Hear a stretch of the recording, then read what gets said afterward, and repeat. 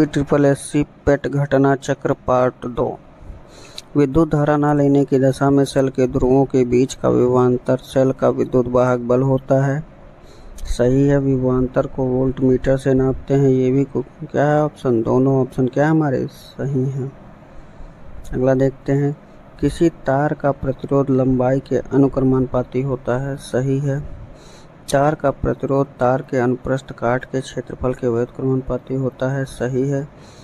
प्रतिरोध ऐसी राशि है जिस पर पदार्थ की प्रकृति का कोई प्रभाव नहीं पड़ता। ये गलत है। तो इसमें कौन सा ऑप्शन सही हो जाएगा? जिसमें 1 और 2 दोनों सही होंगे, कौन सा हो जाएगा? ए नंबर। क्वेश्चन नंबर 3, धातुओं तथा मिश्र धातुओं के प्रतिरोध के संदर्भ में सत्य कथन है। चांदी, तांबा तथा एल्युमिनियम का प्रतिरोध बहुत अधिक होता है, जो क्या है? गलत है। अगर आपको याद हो, चांदी विद्युत सुचालक सबसे ज़्यादा होता है। मिश्र धातुओं जैसे नाइक्रोम, मैग्नीज आदि का प्रतिरोध बहुत कम होता है। ये क्या है? गलत है। मिश्र धातुओं का प्रतिरोध बहुत ज़्यादा होता है, यानी कि दोनों में से कोई भी ऑप्शन सही नहीं है। तो इसमें कौन सा ऑप्शन हो सकता है? Option number D. अगला क्वेश्चन देखते हैं, घरेलू विद्युत उपकरण किस क्रम में जुड़े होते हैं? घरेलू विद्युत उपकरण देखिए किस क्रम में जुड़े होते हैं? समांतर क्रम में। अगर समांतर क्रम में नेट प्रतिरोध की बात करें तो क्या होता है? 1/R1 plus 1/R2 plus and sworn ऐसे ही चलता रहता है। ठीक है। विद्युत धारा के ऊष्मीय प्रभाव के संदर्भ में विचार करें। ऊष्मीय प्रभाव का कारण चालक द्वारा इलेक्ट्रॉन की गति का प्रतिरोध करना है। सही है। यदि किसी चालक का प्रतिरोध बहुत अधिक है तो उससे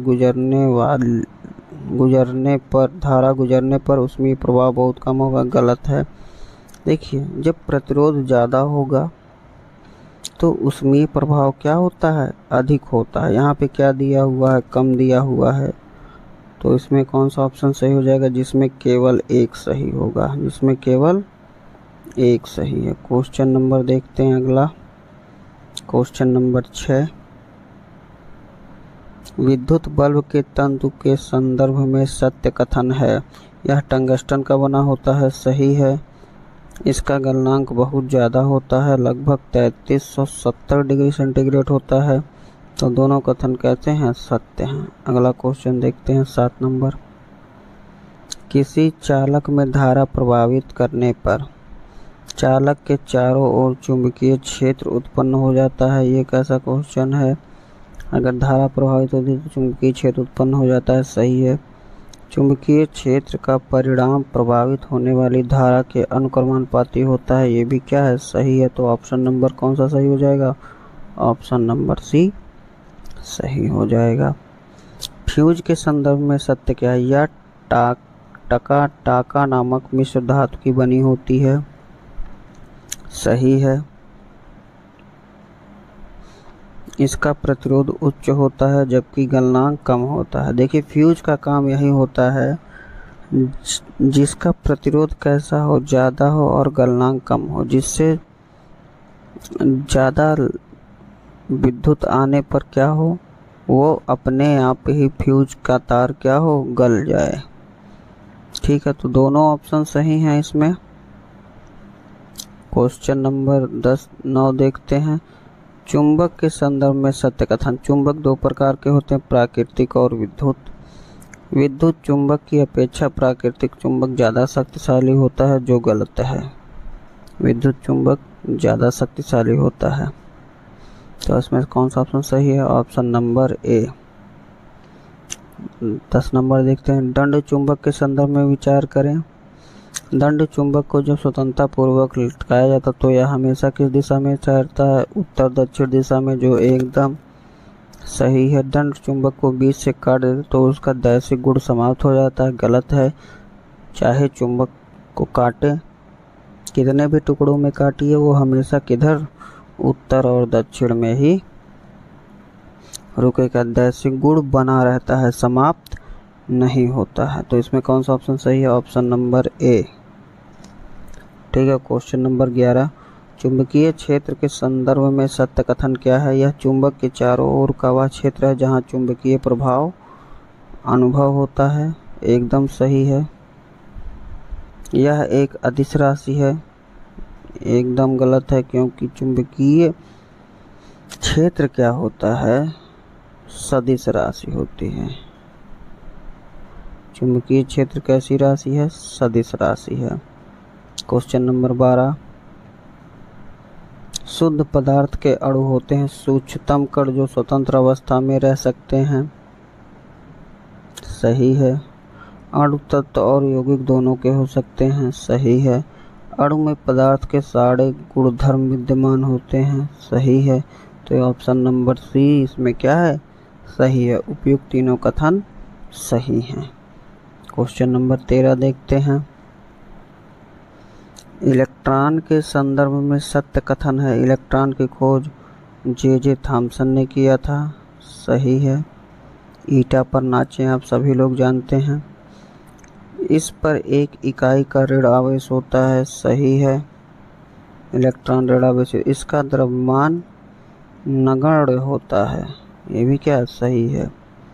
ठीक है, 10⁻⁻19 उसको नगण्य ही माना जाता है। क्वेश्चन नंबर अगला देखते हैं 14, प्रोटॉन के संदर्भ में सत्य कथन। प्रोटॉन की खोज किसने की थी? चैडविक ने की थी, जो गलत है।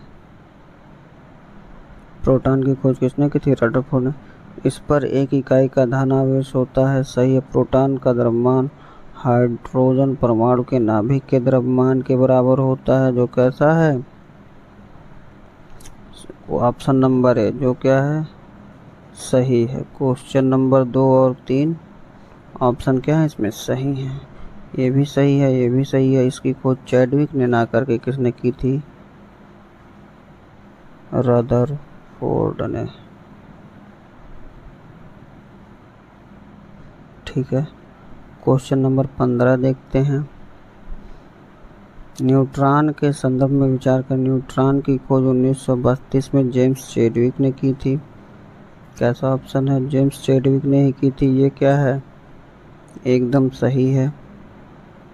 न्यूट्रॉन की खोज, यह विद्युत उदासीन कण होता है। न्यूट्रॉन पर कोई चार्ज नहीं, तो सही है। उसका द्रव्यमान लगभग प्रोटॉन के द्रव्यमान के बराबर होता है। सही है। तो इसमें कौन सा ऑप्शन सही हो जाएगा? उपयुक्त तीनों कथन सही हैं। क्वेश्चन नंबर 16 देखते हैं। परमाणु के नाभिक के संदर्भ में सत्य कथन। परमाणु के नाभिक में प्रोटॉन और न्यूट्रॉन होते हैं। कैसा है? सही है। परमाणु का लगभग संपूर्ण द्रव्यमान नाभिक में स्थित होता है। ये भी कैसा है? सही है। नाभिक में स्थित प्रोटॉनों की संख्या परमाणु संख्या निरूपित करती है। सही। उपयुक्त तीनों कथन सही हैं। अगला क्वेश्चन देखते हैं। क्वेश्चन नंबर 17, कैथोड किरणों के संदर्भ में विचार करें।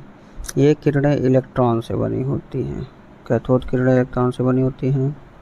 सही है। ये ऋणावेशित किरणें लेकिन ये आंतरिक प्रभाव उत्पन्न करने में सक्षम नहीं होती हैं। गलत है। आंतरिक प्रभाव उत्पन्न करती हैं। क्वेश्चन नंबर 18,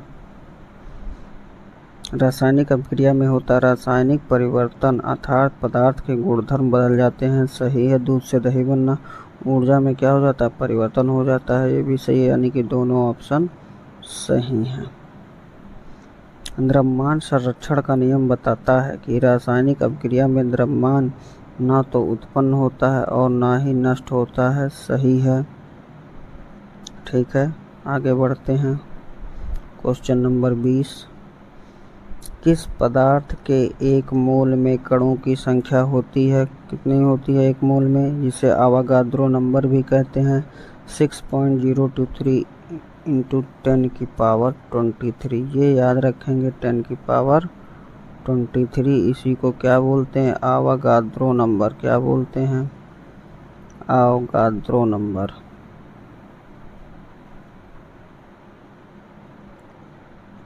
ऑक्सीकरण अपचयन अभिक्रिया के संदर्भ में विचार करें। ऑक्सीकरण वह प्रक्रिया है जिसमें इलेक्ट्रॉन की संख्या घटती है इसके विपरीत अपचयन में इलेक्ट्रॉन की संख्या में वृद्धि होती है। सही है।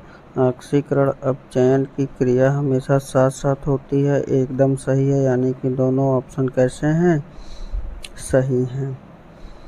ऊष्माक्षेपी अपक्रिया, जिसमें ऊष्माक्षेपी का मतलब जिसमें ऊष्मा बाहर निकलती है, इन अपक्रियाओं में ऊष्मा मुक्त होती है। सही है।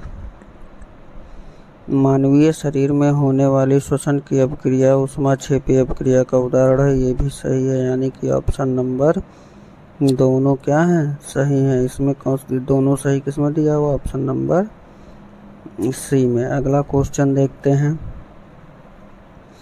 ऊष्मा शोषी अपक्रिया, जिसमें ऊष्मा क्या हो, अवशोषित हो। सही है।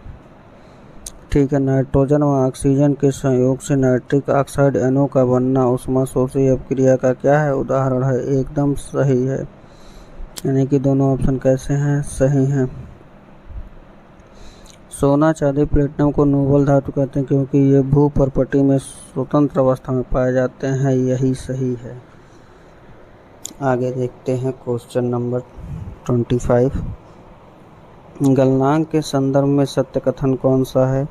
कोई पदार्थ जिस तापमान पर पिघलता है वह तापमान उस पदार्थ का गलनांक कहलाता है। सही है। अशुद्धियाँ मिलाने पर पदार्थ का गलनांक कम हो जाता है। ये भी क्या है, सही है, यानी कि ऑप्शन नंबर सी सही है। अगला क्वेश्चन देखते हैं। क्वथनांक के संदर्भ में सत्य कथन है।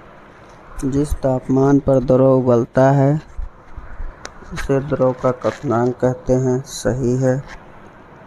वायु दाब कम होने पर क्वथनांक बढ़ जाता है। वायु दाब कम होने पर क्वथनांक बढ़ता है, नहीं घट जाता है।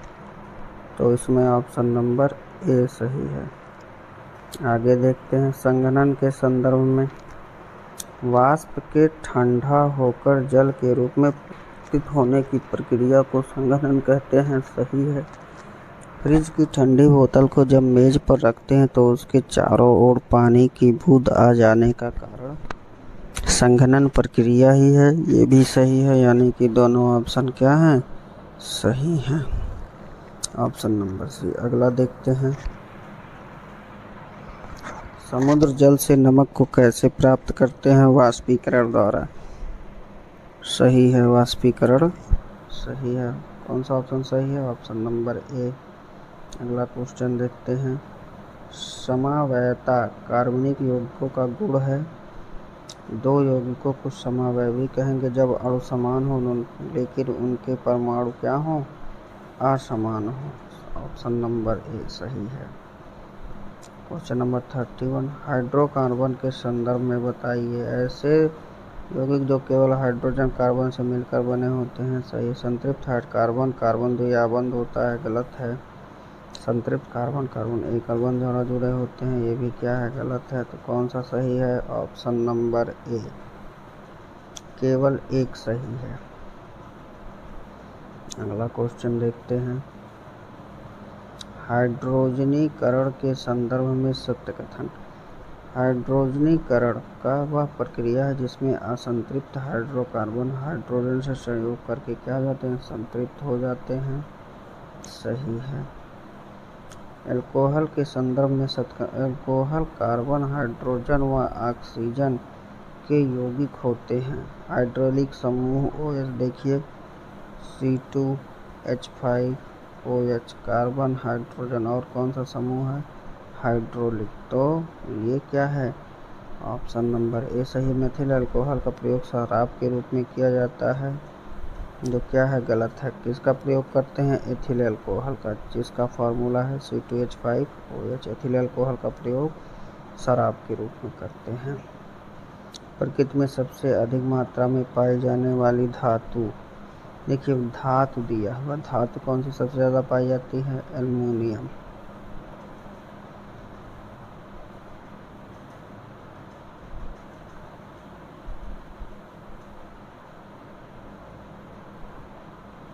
अगला क्वेश्चन देखते हैं। हमारे शरीर में त्वचा निम्नलिखित में से कौन से कार्य करती है, शरीर का ताप संतुलन। सही है। अवशिष्ट पदार्थों का उत्सर्जन चोट या घाव से अच्छा, चारों तीनों ऑप्शन कैसे हैं, सही हैं। अगला क्वेश्चन, हमारे शरीर में पेशियां अंगों को घुमाने में सहायक होती हैं। पेशीय संकुचन व फैलाव के माध्यम से अंगों को घुमाती हैं। अगला, पेशियों का संकुचन व फैलाव प्रोटीन की परिवर्तन द्वारा संभव होता है। उपयुक्त तीनों कथन सही हैं। अगला क्वेश्चन देखते हैं, हमारे शरीर में कंकाल का मुख्य काम ढांचा प्रदान करना, सही है। शरीर के आंतरिक भागों का रक्षा करना, ये भी सही है। कंकाल की अस्थियां पेशियों से जुड़कर गति को सहायता प्रदान करती हैं, सही है। उपयुक्त तीनों कथन सही हैं। अगला क्वेश्चन देखते हैं, शरीर का वातावरण तथा कोशिका व उसके पर्यावरण के मध्य गैसों का आदान प्रदान किसके द्वारा होता है, श्वसन तंत्र के द्वारा होता है। आगे देखते हैं, हमारे शरीर में रक्त प्रसंचरण तंत्र के पोषक पदार्थ व ऑक्सीकृत रक्त को शरीर के विभिन्न अंगों की ओर ले जाना, उपाचयी अपशिष्ट पदार्थों को उत्सर्जीय अंगों तक ले जाना। अगला ऑप्शन देखते हैं, उपयुक्त ए और बी दोनों सही। इसमें क्या से हैं, दोनों सही हैं। देखिए, पोषक पदार्थ व ऑक्सीकृत रक्त को शरीर के विभिन्न अंगों की ओर ले जाना तथा उपाचयी अपशिष्ट पदार्थों से कार्बन डाइऑक्साइड को शरीर के विभिन्न भागों से एकत्र करके शरीर की प्रतिरक्षा प्रणाली को एक स्थान से दूसरे स्थान तक ले जाना रक्त प्रसंचरण तंत्र का कार्य होता है। मानव के उत्सर्जन अंग क्या होते हैं, वृक्क होता है, मूत्रवाहिनी होता है, ठीक है, और क्या होता है, मूत्राशय होता है। एक जोड़ी वृषण, ये गलत है, तो इसमें ऑप्शन नंबर सी सही है। 1, 2 और 3 सही। प्रोटोजोआ के संदर्भ में भी ये यूकेरियोटिक एक कोशिकीय जीव होते हैं, एकदम सही है। अमीबा, पैरामीशियम व यूग्लिना प्रोटोजोआ के अंतर्गत आते हैं, सही है। यूग्लिना जो है प्रोकैरियोटिक और यूकैरियोटिक कोशिका के बीच की कड़ी होती है, तो इसे दोनों में रख सकते हैं। 43, स्पंज है। स्पंज जलीय जीव है जिसमें उत्कीय विभेदन नहीं होता। इनका शरीर कोशिकाओं की केवल एक ही परत का बना होता है, सही। अगला क्वेश्चन देखते हैं, कोशिका की खोज किसने की थी, रॉबर्ट हुक ने की थी। कब की थी, 1665 में कार्क के टुकड़े को काट के। इलेक्ट्रॉन सूक्ष्मदर्शी से देखने पर कोशिका में 3 स्पष्ट भाग दिखाई देते हैं, कोशिका झिल्ली, केंद्रक और कोशिका द्रव्य, तीनों दिखाई पड़ते हैं। आगे देखते हैं, माइटोकॉन्ड्रिया का मुख्य कार्य क्या है, श्वसन में भाग लेना। प्लास्टिड के संदर्भ में क्या सही है, प्लास्टिड केवल पौधों की कोशिकाओं में पाए जाते हैं। क्लोरोप्लास्ट प्लास्टिड का ही एक प्रकार जिसमें क्लोरोफिल पाया जाता है। यह सूर्य की प्रकाशीय ऊर्जा को रासायनिक ऊर्जा में परिवर्तित करता है, एकदम सही है। क्वेश्चन नंबर 48, कोशिका का आत्मघाती दस्ता कहा जाता है, किसको कहा जाता है, लाइसोसोम को कहा जाता है, ठीक है। आगे देखते हैं, रसधानियों के संदर्भ में विचार करें। रसधानियां संग्राहक थैलियां होती हैं। पौधे में रसधानियां बड़ी होती हैं जबकि जंतु कोशिकाओं में या छोटी होती हैं। रसधानियों के कारण कोशिकाओं में स्फीति व दृढ़ता बनी रहती है, तो इसमें देखिए सारे ऑप्शन क्या हैं, सही हैं। अगला क्वेश्चन, जीव की सबसे छोटी संरचनात्मक व कार्यात्मक इकाई को क्या कहते हैं, कोशिका कहते हैं। आगे देखते हैं, अर्धसूत्री विभाजन के संदर्भ में क्या सही है। देखिए, यह केवल जनन कोशिकाओं में होता है। विभाजन के फलस्वरूप गुणसूत्रों की संख्या अधिक रह जाती है। विभाजन के फलस्वरूप 4 संतति कोशिकाएं बनती हैं।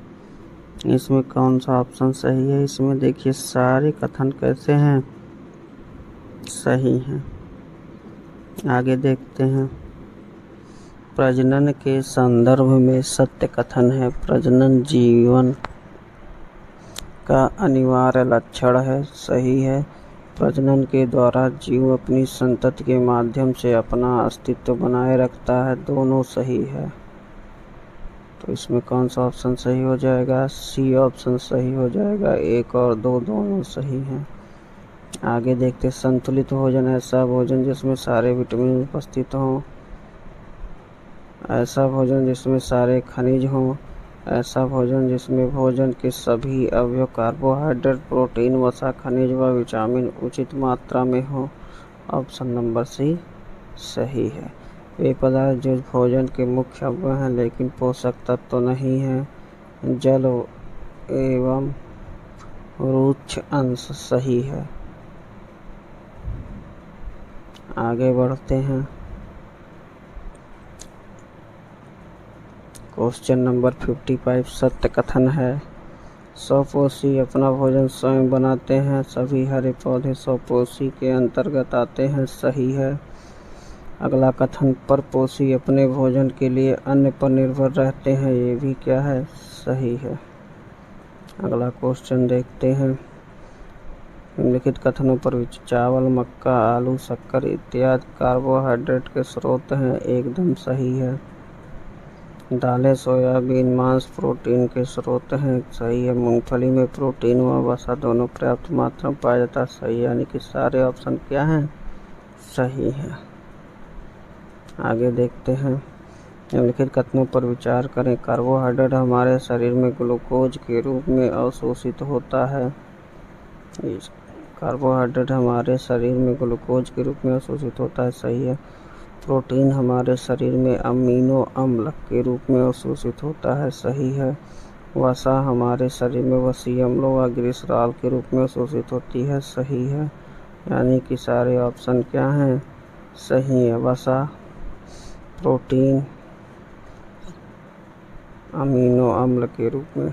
स्कर्वी रोग होता है। देखिए, स्कर्वी रोग किसकी कमी से होता है? इसमें मसूड़ों में सूजन होती है या विटामिन सी की कमी से होता है। दोनों कथन कैसे हैं?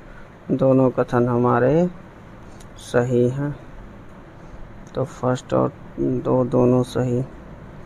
अगला क्वेश्चन देखते हैं। यह विटामिन डी की कमी से होता है। रिकेट्स रोग किसकी कमी से होता है? विटामिन डी में, विटामिन डी की कमी से। इससे पीड़ित व्यक्ति की हड्डियां कमज़ोर हो जाती हैं। दोनों ऑप्शन कैसे हैं? सही हैं। अगला क्वेश्चन, रतौंधी विटामिन बी की कमी से होता है। गलत है। रतौंधी किस विटामिन की कमी से होता है? ए की अंधेरे या कम प्रकाश में दिखाई नहीं देता है। सही है। यानी कि ऑप्शन बी इसमें क्या है? सही है। बेरी विटामिन B1 की कमी से होता है। इस रोग से कमजोरी आती है। दोनों ऑप्शन कैसे हैं? सही हैं। विटामिन B1 का रासायनिक नाम थायमीन होता है। अगला क्वेश्चन, सजीव और निर्जीव के बीच विभाजक रेखा। सजीव कुछ निश्चित जैविक प्रक्रम यथा पाचन, श्वसन और जबकि निर्जीव नहीं करते। सही है। सजीव जनन करते हैं जबकि निर्जीव जनन नहीं करते। सही है। दोनों कथन क्या हैं? सजीव गमन करते हैं जबकि निर्जीव गमन नहीं करते। सही है। यानी कि इसमें कौन सा कथन सही है? तीनों कथन सही हैं। पर विभाजक रेखा की अगर बात करें, पाचन, श्वसन इसमें जो है मेन इम्पॉर्टेंट है। तो यानी कि सजीव क्या करते हैं? श्वसन करते हैं। अगला क्वेश्चन, मेरेस्मस रोग के संदर्भ में सत्य कथन। मेरेस्मस रोग सभी पोषक तत्वों की कमी के कारण होता है। सामान्यतः 3 वर्ष के बच्चे विकास का अभाव, बच्चे का दुबला होना, टेढ़ी चमड़ी व धसी हुई आँखें दोनों क्या हैं? सही हैं। ठीक है। आगे देखते हैं। घेंघा रोग किसकी कमी से होता है? आयोडीन की कमी से होता है। क्वेश्चन नंबर 65 किस विटामिन की कमी से रक्त का थक्का नहीं जमता है? विटामिन के की कमी से। आगे देखते हैं। वायरस से उत्पन्न होने वाले रोग। खसरा, rabies, AIDS, typhoid, tetanus, polio. तो इसमें देखिए, एड्स वायरस से होता है। रेबीज किससे होता है? वायरस से होता है। ठीक है। तो ऑप्शन नंबर ए क्या है, सही है। यानी कि कौन सा जो है वायरस से नहीं होता है, 4 नंबर वायरस से नहीं होता है, टाइफाइड। टाइफाइड वायरस से नहीं होता, बाकी सारे किससे होते हैं, वायरस से। बैक्टीरिया से होने वाले रोग कौन से हैं, डिप्थीरिया, निमोनिया, तपेदिक, टाइफाइड, हैजा, कुष्ठ रोग। देखिए बैक्टीरिया से होने वाले रोग, सारे रोग ये जो भी दिए हुए हैं किससे होते हैं, बैक्टीरिया से होते हैं। BCG का टीका किसके लगाया जाता है, तपेदिक से बचाव के लिए, हेपेटाइटिस से बचाव हेतु, टिटनस से बचाव हेतु, डिप्थीरिया के बचाव। देखिए जो BCG का टीका लगता है वो किससे बचाव के लिए लगता है, तपेदिक से बचाव हेतु लगाया जाता है। ऑप्शन नंबर ए सही है। 68 69 पोलियो के संदर्भ में विचार करें। पोलियो विषाणु जनित रोग है, सही है। इस रोग के विषाणु गंदे स्थानों पर पाए तथा संदूषित जल के माध्यम से फैलते हैं। दोनों ऑप्शन क्या हैं, सही हैं। तीनों ऑप्शन सही है। एड्स के संदर्भ में विचार करें। एड्स वायरस द्वारा होता है, सही है। LAV और HTLV का पता सर्वप्रथम अमेरिकी डॉक्टर माइकल गोल्डफेव ने लगाया था, तो इसमें ये भी सही है, गोल्डफेव ने ही लगाया था। ठीक है। यह रोग असुरक्षित यौन संबंध, रक्त, सुइयों, संक्रमित सुई इत्यादि के द्वारा फैलता है। तीनों ऑप्शन क्या हैं, सही हैं। अगला क्वेश्चन देखते हैं। प्रोटोजोआ जनित रोग। प्रोटोजोआ से कौन कौन से रोग होते हैं, पेचिस होता है प्रोटोजोआ से, मलेरिया भी होता है और निद्रा रोग, फाइलेरिया नहीं होता है। ठीक है। यानी कि ऑप्शन नंबर 1, 2 और 3 क्या हैं, सही हैं।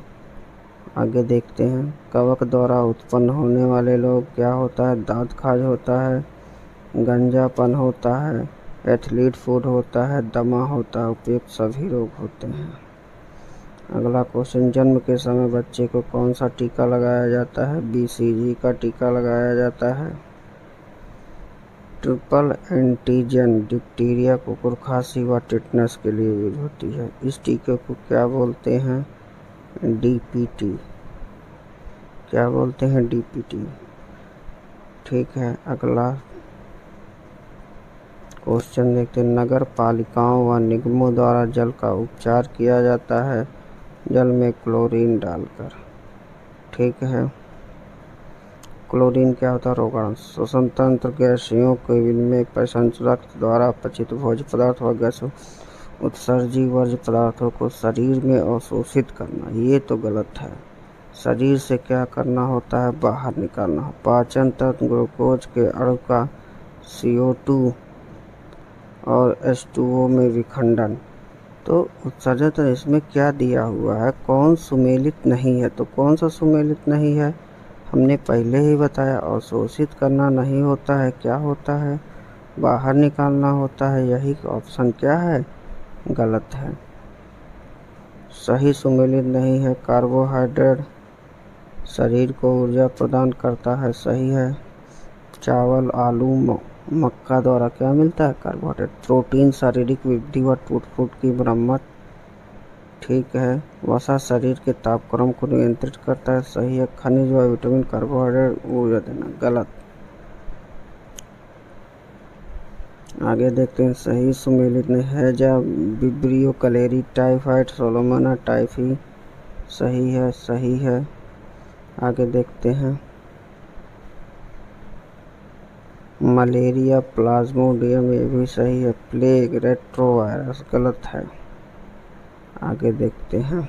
नंबर 79। पश्चिम में सर्वप्रथम किसने प्रतिपादित किया कि सूर्य सौरमंडल के केंद्र में तथा अन्य ग्रहों के चारों ओर चक्कर लगाता है, अन्य ग्रह उसके चारों ओर चक्कर लगाते हैं, किसने किया था, कोपरनिकस ने। एंटीबायोटिक के संदर्भ में सत्य कथन है। पहली खोजी गई एंटीबायोटिक पेनिसिलिन थी, जिसको अलेक्जेंडर फ्लेमिंग ने पेनिसिलियम नोटेट नामक कवक से प्राप्त किया था। एकदम सही है। पेनिसिलिन स्ट्रेप्टोमाइसिन, टेट्रासाइक्लिन सर्वाधिक प्रचलित एंटीबायोटिक है। ऑप्शन क्या है? सही है, यानी कि दोनों ऑप्शन क्या है हमारे? सही हैं।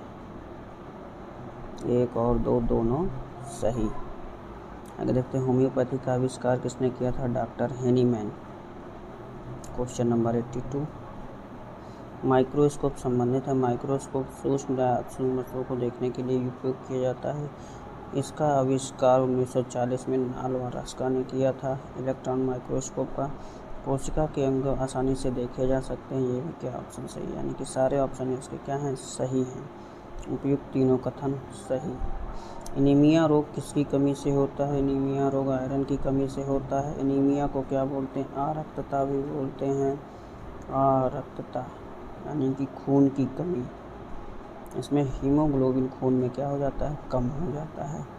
दूषित जल द्वारा फैलने वाले रोग कौन कौन से हैं? दूषित जल द्वारा हैजा फैलता है, टाइफाइड फैलता है, हेपेटाइटिस फैलता है, फाइलेरिया कवक से होता है, मलेरिया मादा एंजीट इजिप्टी मच्छर से होता है। तो इसमें कौन सा ऑप्शन सही है? 1, 2 और 3। आगे देखते हैं 85, मानव शरीर में जल की मात्रा कितनी होती है? 65% होती है। तो यहाँ पे पास में कौन है? 70%। हमारे शरीर में प्रोटीन आवश्यक है। इसकी कमी से बच्चों में कौन सा रोग होता है? क्वाशियोरकर रोग होता है। इनके कथनों, किसी परितंत्र में एक जीव दूसरे जीव को खाने के क्रमबद्ध को क्या कहते हैं? खाद्य श्रृंखला कहते हैं। सही है। खाद्य श्रृंखला में हरे पौधे क्या होते हैं? उत्पादक होते हैं। ये भी सही है। अगर हम इस ऑप्शन सी की बात करें, हरे पेड़ पौधों को प्राथमिक स्तर का उपभोक्ता माना जाता है। ठीक है, क्योंकि वह सौर ऊर्जा का उपयोग करके प्रकाश संश्लेषण की प्रक्रिया द्वारा भोजन और खाद्य श्रृंखला में सबसे पहले पोषक स्तर पर होते, वो उपभोक्ता ना होते, वो उपभोक्ता नहीं होते हैं। तो यानी कि ये ऑप्शन क्या है? गलत है। पौधे क्या हैं? उत्पादक हैं। तो यानी कि ऑप्शन नंबर डी सही, ए और बी। खाद्य श्रृंखला के संदर्भ में सही कथन का विचार कर। हरे पौधे उत्पादक स्तर, देखिए यहाँ पे उत्पादक आ गया, वहाँ पे क्या था? उपभोक्ता था। वे सूर्य की और भोजन शाकाहारी जैसे हिरण, गाय इत्यादि प्राथमिक श्रेणी में आते हैं। ये भी सही। मांसाहारी द्वितीय श्रेणी के उपभोक्ता सही है। यानी कि सारे ऑप्शन क्या हैं? सही है। क्वेश्चन नंबर 89, पारिस्थितिकी तंत्र बनता है जैविक और भौतिक दोनों घटकों को मिलाकर के क्या बनता है?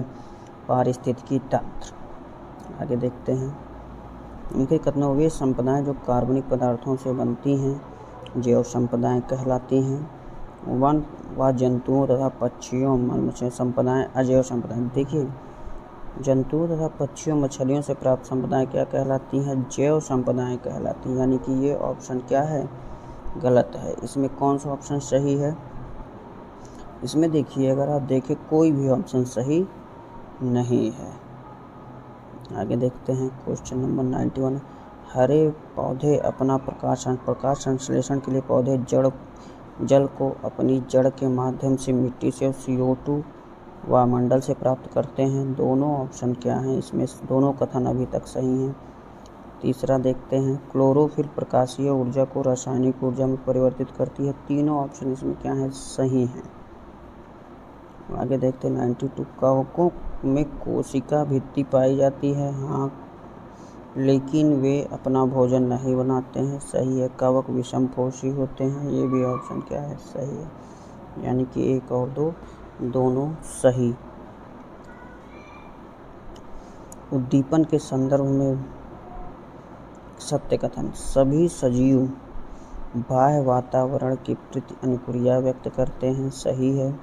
मानव में उद्दीपन के प्रति अनुक्रिया के लिए तंत्रिका तंत्र व पेशियाँ होती हैं। ये भी क्या है? सही है। दोनों ऑप्शन सही है। पौधे जल की मात्रा को कम या ज़्यादा करके वातावरण के प्रति अनुक्रिया करते हैं। ये भी सही, यानी कि इसमें सारे ऑप्शन सही हैं। अगला क्वेश्चन, जलीय पौधे पानी में प्लवन करते हैं। प्लवन के लिए उनमें एक विशेष ऊतक पाए जाते हैं जिन्हें एरेनकाइमा कहते हैं। प्लवन के लिए जो ऊतक पाया जाता है उसे क्या बोलते हैं? एरेनकाइमा। सही है। तैरना आवश्यक है क्योंकि पत्तियां सूर्य के प्रकाश से क्या करती हैं, प्रकाश संश्लेषण करती हैं। ये भी क्या है, ऑप्शन सही है। 1 और 2 दोनों सही। 94 के बाद 95। अनुकूल के संदर्भ में अनुकूल सजीवों के अंग की संरचना व संगठन में पर्यावरण के अनुकूल बदलाव है। सही है। मरुस्थलीय पौधों की पत्तियों का कांटे में तब्दील होना अनुकूल का बेहतर उदाहरण है। एकदम सही है, यानी कि ऑप्शन 1 और 2 दोनों सही। 95 के बाद 96। ऊँट का शरीर मरुस्थल में रहने क्योंकि वे गद्दीदार व चौड़े पैर होते हैं। सही है। कुबड़ होती है। सही है। पानी संग्रह के लिए थैली का होना सही है, यानी कि सारे ऑप्शन क्या हैं, सही है। Question number 97। वायुमंडल में सर्वाधिक पाए जाने वाली गैस कौन सी है? नाइट्रोजन है। लगभग 78 टू 79% क्या पाई जाती है? नाइट्रोजन। वातावरण में ऑक्सीजन व कार्बन डाइऑक्साइड का संतुलन होता है। पौधे CO2 का उपयोग करके प्रकाश संश्लेषण की और बदले में ऑक्सीजन मुक्त करते हैं। जंतु ऑक्सीजन का उपयोग करके कार्बन डाइऑक्साइड मुक्त करते हैं, यानी कि दोनों ऑप्शन इसमें सही है। Option number C. वायुमंडल में जलवाष्प बादल, कोहरा, धुंध इत्यादि के लिए उत्तरदायी है। सही है।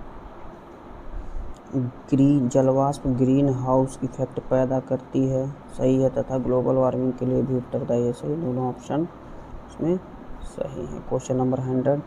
वायुमंडल में ऑक्सीजन का प्रतिशत, ऑक्सीजन 21% होती है। कार्बन कितने % होती है? अगर हम उनसे पूछा जाए कार्बन, अगर वायुमंडल में हम कार्बन के परसेंटेज की बात करें तो CO2 कितने % होती है?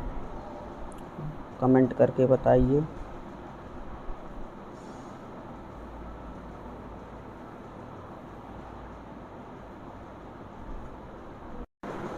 अगला क्वेश्चन 101। प्रकाश संश्लेषण के लिए कार्बन डाइऑक्साइड आवश्यक कच्चा पदार्थ है। इस संदर्भ में सत्य कथन है।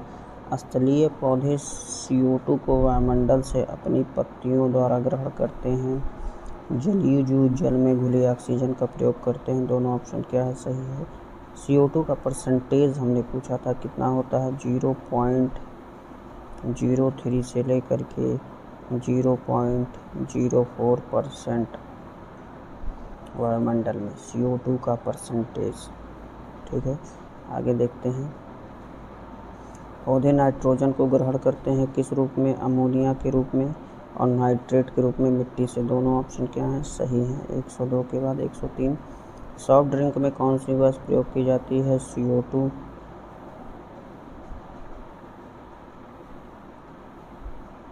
नाइट्रोजन का प्रयोग खाद्य पदार्थों जैसे कुरकुरे, नमकीन के पैकेटों में हवा भरने के लिए। पौधे को वृद्धि के लिए नाइट्रोजन की ज़रूरत होती है। सही, ऑप्शन नंबर सी। ड्रॉपर में पानी ऊपर चढ़ता है क्योंकि ड्रॉपर को दबाने पर उसके अंदर का वायु दाब कम हो जाता है। जिस प्रकार ड्रॉपर में, उसी प्रकार पौधे के जाइलम में पत्तियों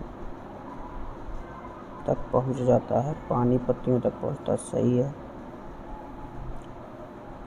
वायुमंडल दाब को किसके द्वारा नापते हैं? वायुमंडलीय दाब को किसके द्वारा नापते हैं? बैरोमीटर द्वारा, एनीमोमीटर द्वारा। वायु की गति एनीमोमीटर से नापते हैं।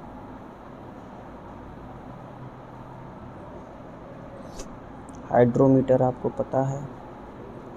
वायु प्रदूषण में सर्वाधिक हानिकारक गैस है कौन सी गैस सबसे ज़्यादा हानिकारक होती है? CO, carbon monoxide. 108 नंबर। अम्ल वर्षा के लिए उत्तरदायी नाइट्रोजन और सल्फर के ऑक्साइड किसके लिए उत्तरदायी होते हैं? अम्ल वर्षा के लिए। जल में घुलनशील नहीं है तेल। पानी को पीने योग्य कैसे? 3 मिनट तक उबालकर क्लोरीन की गोली में पोटेशियम परमैंगनेट डालकर। सारी विधियां अपनाई जा सकती हैं। मौसम निर्भर करता है वायु दाब, आर्द्रता, तापमान, उपयुक्त सभी। तो इसमें कौन सा ऑप्शन सही हो जाएगा? उपयुक्त सभी।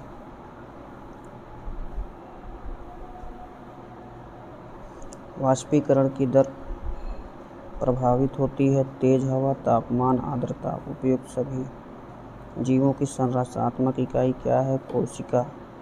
आनुवंशिकता की मूल शारीरिक और कार्यात्मक इकाई क्या है? आनुवंशिकता। देखिए आनुवंशिकता जब देगा तो उसकी जीन, सबसे छोटी इकाई क्या होती है? जीन। अगर जीवों की संरचनात्मक इकाई की बात करेगा तो आप क्या लिखेंगे? कोशिका। एक कोशिकीय जीव में अलग अलग कोशिका अंगक अलग अलग कार्य करते हैं जो कोशिका को एक इकाई बनाते हैं। बहुकोशिकीय जीवों में श्रम विभाजन पाया जाता है या अलग अलग कार्य करते हैं। दोनों ऑप्शन क्या है? सही है। अगला क्वेश्चन, समजात अंग वे हैं जिनका मूल संरचना और उद्भव समान होता है किंतु अलग अलग कार्य करते हैं। जो दिखने में समान होते हैं पर उनका कार्य क्या होता है? अलग अलग होता है। Option number A. गैसीय स्थिति में पाया जाने वाला हार्मोन एथिलीन। एथिलीन एक पादप हार्मोन है जो किस अवस्था में पाया जाता है? गैसीय अवस्था में। फ्लिपर क्या होते हैं? फ्लिपर देखिए अग्रपाद होते हैं जिनसे वो पानी को क्या करते हैं? पीछे की तरफ ढकेलते हैं। ये चप्पू के आकार के होते हैं। किसके आकार के? चप्पू के आकार के। ठीक, ऑप्शन नंबर ए। समुद्र स्तनियों व्हेल व सील के अग्रपाद। अवशेषी अंग ये पूर्वजों में क्रियाशील थे, ठीक है, वर्तमान में बहुत कम क्रियाशील। वर्तमान में हमारे शरीर में इनके कई महत्वपूर्ण काम हैं। देखिए अवशेषी अंग वो होते हैं जिनका हमें कोई काम नहीं पड़ता है या ना के बराबर काम पड़ता है। इसमें देखिए महत्वपूर्ण कार्य, ये ऑप्शन गलत हो गया। ये दोनों ऑप्शन क्या हैं? बाकी के ऑप्शन सही हैं। क्वेश्चन नंबर 120, मनुष्य में पाए जाने वाले प्रमुख अवशेषी अंग क्या हैं? कृमि रूपी परिशेषिका, सही है। निमेशक पटल, कर्ण पल्लव की पेशियां, अक्ल दाढ़, ये सारे कैसे हैं? अवशेषी अंग हैं। सारे के सारे क्या हैं? अवशेषी अंग। जंतुओं के प्रमुख व्हेल व अजगर में पश्चपाद, घोड़ों के पादों की स्प्लिंट अस्थियां, व्हेल के कर्ण पल्लव, तीनों क्या हैं? अवशेषी अंग हैं। पुनरावृत्ति सिद्धांत प्रस्तुत किया था किसने? पेश किया? Ernest Haeckel. युग्मनज से वयस्क जग बनने तक के परिवर्धन व्यक्तिवृत्त कहते हैं। किसी जंतु के जातीय विकास के इतिहास को जाति कहते हैं। Option C. ए और दो दोनों सही, दोनों ऑप्शन क्या हैं? सही हैं। मनुष्य में पाए जाने वाले अवशेषी कपियों के समान घने बाल, ये क्या है? अवशेषी अंग है, सही है। अतिरिक्त चूचक, ये भी क्या है? सही हैं। कर्ण पल्लव की पेशियां, मानव शिशु की पूंछ, ये सारे क्या हैं? अवशेषी अंग यानी कि उपयुक्त सभी। मानव जाति में कितने गुणसूत्र होते हैं? 23 जोड़ी यानी कि 46। मनुष्य शरीर में रुधिर की मात्रा कितनी होती है? मानव शरीर में रुधिर की मात्रा 7 से 8% होती है। प्लाज्मा में कितने प्रकार की रुधिर कणिकाएं होती हैं? प्लाज्मा में 3 प्रकार की रुधिर कणिकाएं होती हैं।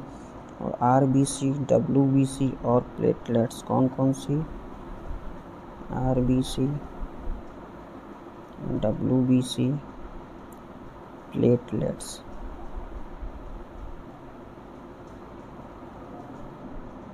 तीन प्रकार की कणिकाएं। क्वेश्चन नंबर 128, लाल रुधिर कणिकाओं के मुख्य कार्य क्या हैं? ऑक्सीजन व कार्बन डाइऑक्साइड का परिवहन, ठीक है। लाल रुधिर कणिकाओं के कोशिका द्रव्य में हीमोग्लोबिन पाई जाती है जो लाल रंग प्रदान करता है। देखिए हीमोग्लोबिन लाल रंग प्रदान करता है पर इसमें एक रंजक पाया जाता है जिसे क्या बोलते हैं? हीमेटिन। क्या बोलते हैं? हीमेटिन। एक और दो दोनों सही। 129 नंबर, हमारे शरीर में रोगों से रक्षा का कार्य करती है। रक्षा का कार्य कौन करता है? डब्ल्यूबीसी। डब्ल्यूबीसी को क्या बोलते हैं? शरीर का सैनिक भी बोलते हैं। आगे देखते हैं क्वेश्चन नंबर 100, हीमोस्टेटिस क्या कहलाता है? हीमोस्टेटिस कहलाता है रुधिर का थक्का जमना। रुधिर का थक्का किस विटामिन की कमी से नहीं जम पाता है? के, विटामिन के। आरबीसी का जीवन काल औसत दिन 120 होता है, सही है। पुरुषों में आरबीसी की संख्या 54 लाख प्रति घन मिलीमीटर होती है, ये भी सही है। महिलाओं में आरबीसी की संख्या 45 लाख प्रति घन मिलीमीटर होती है, ये भी क्या है, सही है। क्वेश्चन नंबर, मानव रक्त में डब्ल्यूबीसी की संख्या कितनी होती है? 4500 से 11,000 के बीच। रुधिर के संदर्भ में सत्य कथन है। रुधिर तरल संयोजी ऊतक है, एकदम सही है। रुधिर में प्लाज्मा 60 जो रक्त का अजीवित भाग है, सही है।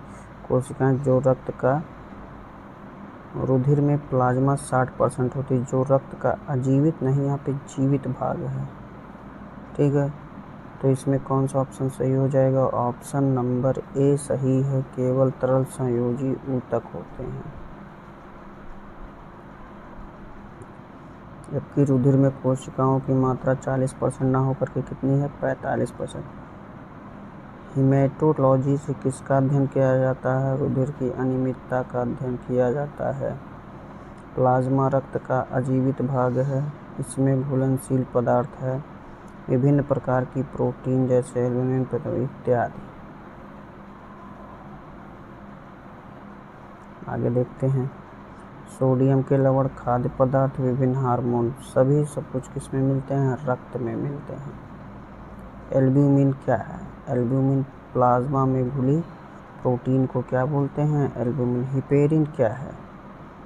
हिपेरिन रक्त वाहिनी में रक्त को जमने से रोकता है। आगे देखते हैं। आरबीसी का कब्रगाह किसे कहते हैं? पलिहा, यानी कि इसको इंग्लिश में बोलते हैं स्प्लीन। क्या बोलते हैं? स्प्लीन। पलिहा को क्या बोलते हैं? स्प्लीन इंग्लिश में। आरबीसी का कब्रगाह। रुधिर का वर्गीकरण प्रस्तुत किया था। रुधिर का वर्गीकरण किसने प्रस्तुत किया था? कार्ल स्टीनर ने। Question number 140।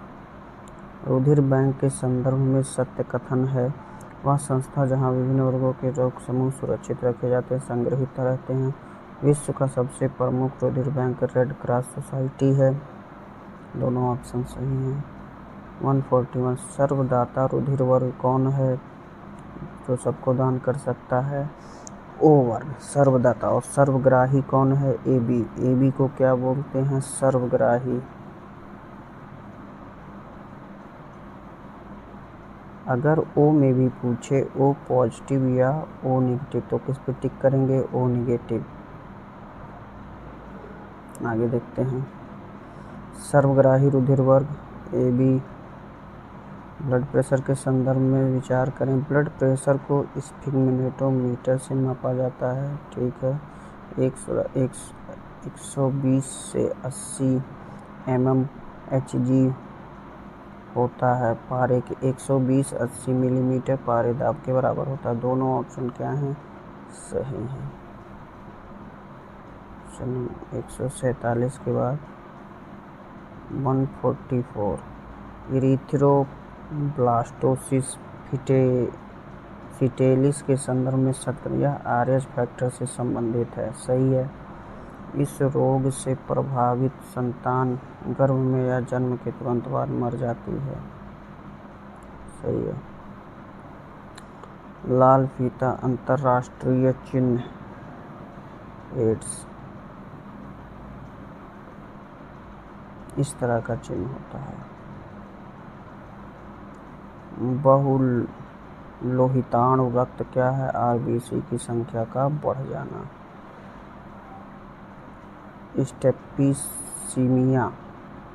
सेप्टिसीमिया क्या है? रुधिर वाहिनियों में सूक्ष्म जीवों का संक्रमण। प्रत्यास्था के संदर्भ में विचार कीजिए। प्रत्यास्था पदार्थ का वह गुण है जिसके कारण वस्तु अपने ऊपर लगाए गए बाह्य बल से उत्पन्न किसी भी प्रकार के परिवर्तन का विरोध करती है। प्रत्यास्था को इंग्लिश में इलास्टिसिटी बोलते हैं।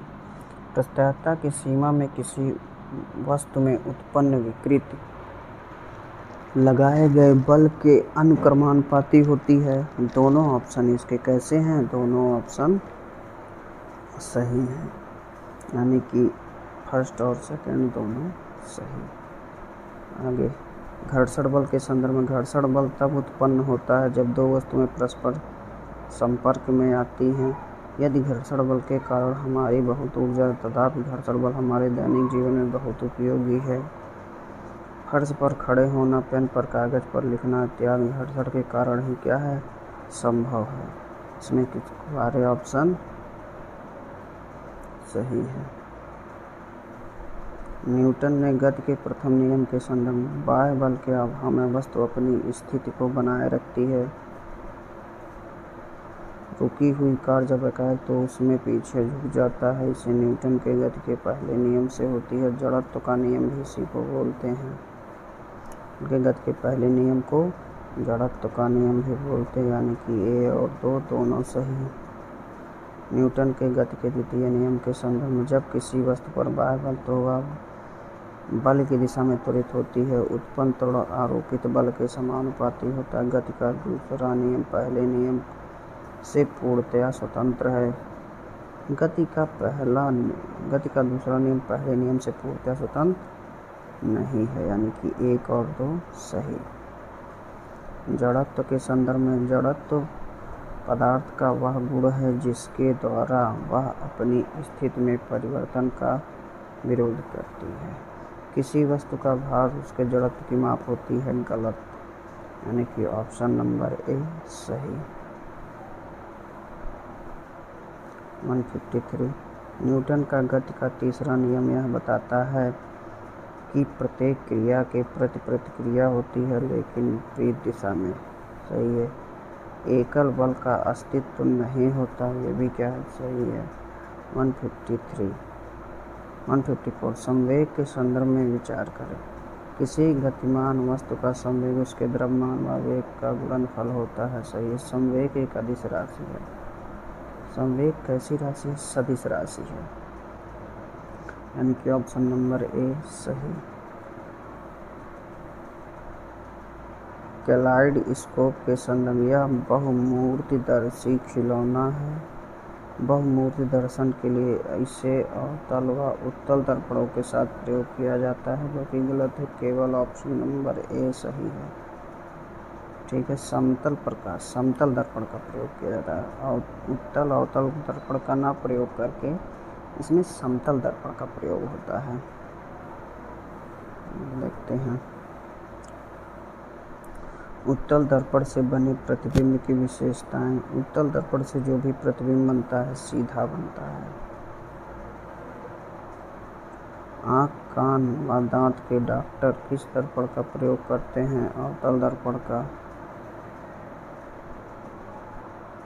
दाढ़ी बनाने तथा मेकअप के लिए कौन सा दर्पण प्रयोग होता है? अवतल दर्पण। आगे बढ़ते हैं। प्रकाश के प्रकीर्णन के संदर्भ में विचार करें। यह वातावरण में उपस्थित कणों द्वारा प्रकाश को सभी दिशाओं में फैलाने की प्रक्रिया है। सही है। प्रकाश के प्रकीर्णन के कारण ही सूर्योदय के समय आकाश लाल दिखाई देता है। ये भी ऑप्शन क्या है? सही है। देखिए, जहाँ पे रंग आ जाएगा, रंग, वहाँ पे क्या होगा? प्रकीर्णन। जैसे कि सूर्योदय के समय दिया गया है, यहाँ पे सूर्यास्त के समय भी दे सकता था, तो जहाँ पे रंग का जिक्र आ जाएगा, देखिए लाल क्या है? लाल रंग है, तो यहाँ पे प्रकाश का प्रकीर्णन होगा। अवतल दर्पण से बने प्रतिबिंब की प्रकृति कैसी होती है? आभासी बनते हैं। गलत। वास्तविक प्रतिबिंब बनते हैं। गलत। इसमें देखिए, अवतल दर्पण में जो प्रतिबिंब बनता है आभासी वास्तविक बनता है। तो अगला ऑप्शन देखते हैं, 160 नंबर। आभासी और वास्तविक दोनों तरह के प्रतिबिंब बनते हैं। ऑप्शन नंबर सी सही है। जल से भरा तालाब उथला दिखाई देता है, इसका कारण क्या है? अपवर्तन है। जब प्रकाश विरल माध्यम से सघन माध्यम में प्रवेश करता है तो कौन सी घटना होती है? अपवर्तन की। अपवर्तनांक क्या है? किसी निश्चित माध्यम के लिए साइन आई आपतन कोण की ज्या और अपवर्तन कोण की ज्या, यानी कि साइन आर, क्या कहलाता है? अपवर्तनांक, अपवर्तनांक को म्यू से डिनोट करते हैं। तो इसमें कौन सा ऑप्शन सही हो जाएगा? A option. अगला क्वेश्चन, अवतल लेंस से बने प्रतिबिंब की प्रकृति क्या होती है? वस्तु से छोटा, आभासी। अवतल लेंस तथा उत्तल लेंस के संदर्भ में विचार करें। अवतल लेंस अपसारी होता है जबकि अवतल लेंस अपसारी होता है। सही 165। निकट दृष्टि दोष में होता है। देखिए, निकट दृष्टि दोष में निकट की वस्तु दिखाई देती है, निकट की वस्तु दिखाई देती है जबकि दूर की वस्तु नहीं दिखती। तो इसमें दूर की वस्तु स्पष्ट नहीं दिख पाती। सही है। इसमें नेत्र गोलक चपटा हो जाता है जिससे प्रतिबिंब जो है रेटिना के पहले बनता है। ये भी ऑप्शन सही है, यानी कि दोनों ऑप्शन सही हैं। ऑप्शन नंबर सी इसमें सही है। निकट दृष्टि दोष का निवारण कैसे? देखिए, जब हमें दूर की वस्तु देखनी होगी तो हमें फोकस कुछ ऐसे रखना होता है जहाँ पे सब चीज़ें जा कर के एक जगह पे केंद्रित हों। तो यानी कि हमें दूर की वस्तु देखनी है तो इसके लिए किसका प्रयोग करेंगे? अवतल लेंस का। दूर दृष्टि दोष में व्यक्ति दूर की वस्तु स्पष्ट नहीं देख पाता, ये गलत है। दूर दृष्टि दोष में दूर की वस्तु दिखेगी और निकट की वस्तु नहीं दिखेगी। आगे देखते हैं, दूर दृष्टि दोष का निवारण, हमें नज़दीक की वस्तु देखनी है तो यानी कि अवतल लेंस। परमाणु के संदर्भ, इलेक्ट्रॉन, प्रोटॉन व न्यूट्रॉन परमाणु के 3 मूल कण हैं। सही है। प्रोटॉन व न्यूट्रॉन नाभिक में होते हैं। परमाणु में प्रोटॉन व इलेक्ट्रॉन की संख्या समान होती है। ठीक है, तीनों ऑप्शन क्या हैं? सही हैं। Option number B. सत्य कथन, सभी खनिज अयस्क हैं लेकिन सभी अयस्क खनिज नहीं हैं। यहाँ पे गलत है। सभी अयस्क खनिज होते हैं जिनको हम खोद के निकालते हैं अयस्क, इसको इंग्लिश में क्या बोलते हैं? ओर। ठीक है, सभी अयस्क खनिज हैं लेकिन सभी खनिज अयस्क नहीं है। ये ऑप्शन सही है। आगे देखते हैं, कौन सी धातु खनिज भारत में नहीं पाई जाती है? देखिए, भारत में क्या नहीं पाया जाता? प्लेटिनम। अगला क्वेश्चन 72, सल्फाइड अयस्क का सांद्रण किस विधि द्वारा किया जाता है? अगर हम सल्फाइड अयस्क के सांद्रण की बात करें तो वो फेन प्लोन विधि से किया जाता है।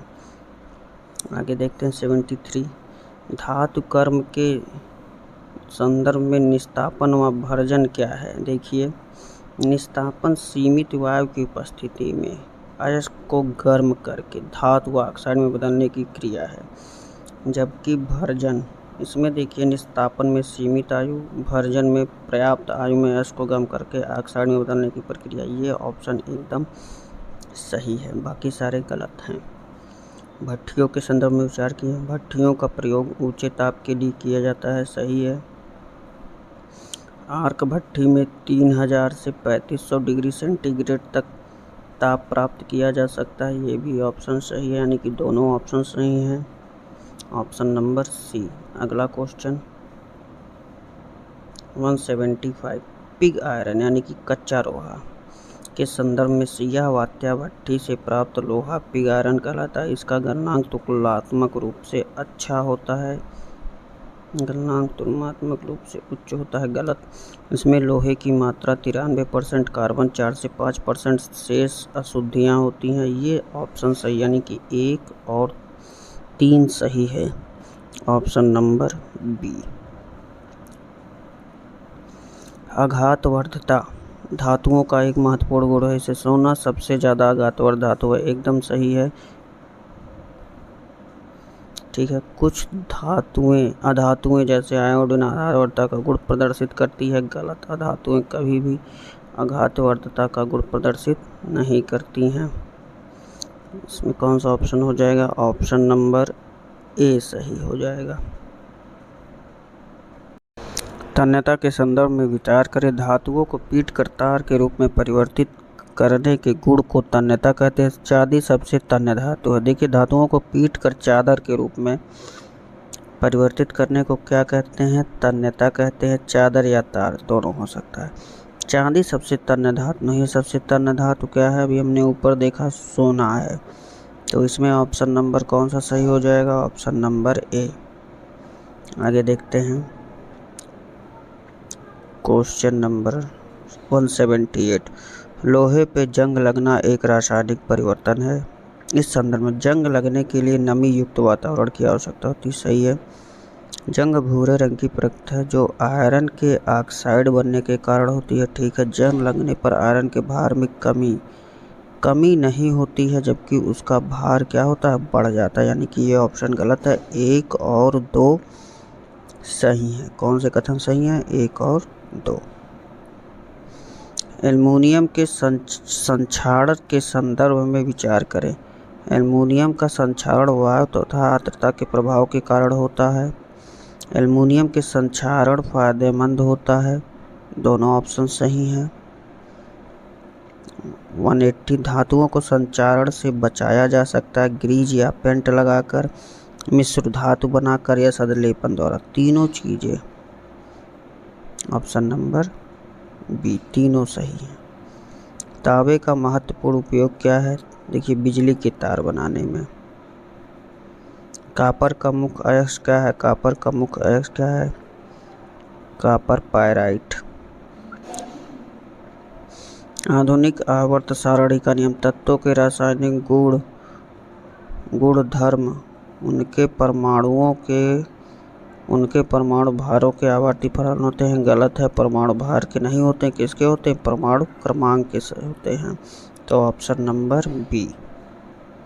184। परमाणु क्रमांक का प्रतिपादन किसने किया था? मोज़ले ने।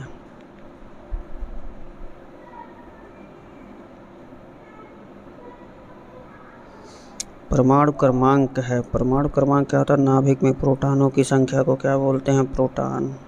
परमाणु क्रमांक। CFL का फुल फॉर्म क्या है?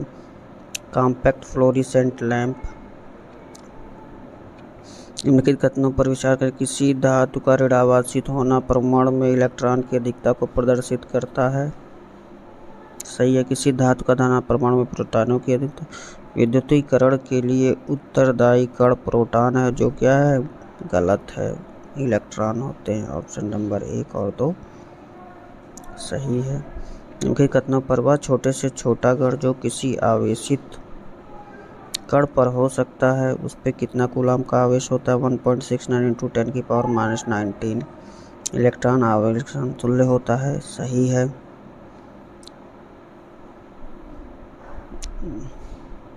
आवेश संरक्षण का नियम। आवेश को ना तो उत्पन्न किया जा सकता है, ना तो नष्ट ही किया जा सकता है। सही है। तीनों ऑप्शन सही है। तड़ित चालक। तड़ित चालक के संदर्भ में विचार करें। कथन 1। तड़ित चालक एक धातु की छड़ है जिसे किसी भवन के ऊपर लगाया जाता है। तड़ित चालक का उद्देश्य तड़ित से भवन की सुरक्षा करना है। दोनों ऑप्शन सही हैं। कूलाम का नियम क्या कहता है? 2 स्थिर आवेशों के बीच लगने वाला आकर्षण या प्रतिकर्षण बल दोनों आवेशों की मात्राओं के अनुक्रमानुपाती होता है। यह बल उनके बीच की दूरी के वर्ग के व्युत्क्रमानुपाती होता है। ठीक है। दोनों ऑप्शन सही हैं। क्या होता है? F is inversely proportional to Q1 Q2 upon R²।